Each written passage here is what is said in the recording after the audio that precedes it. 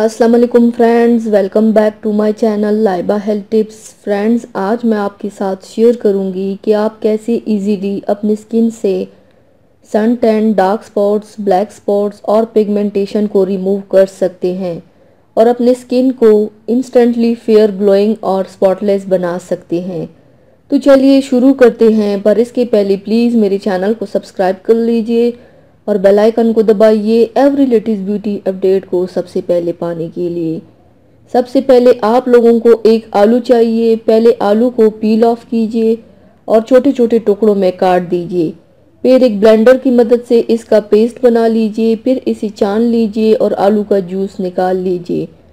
अब इस आलू के रस में हाफ लेमन जूस शामिल कीजिए और अच्छे से मिक्स कर लीजिए। अब एक कॉटन बॉल की मदद से अपनी स्किन पर अप्लाई कीजिए।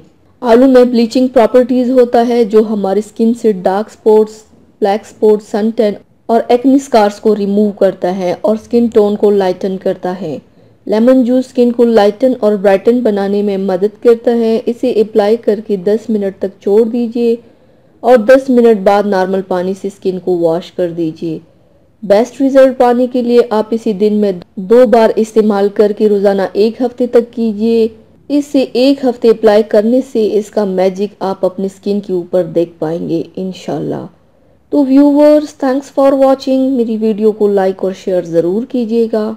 मिलते हैं एक और नई वीडियो में, तब तक के लिए अल्लाह हाफिज़।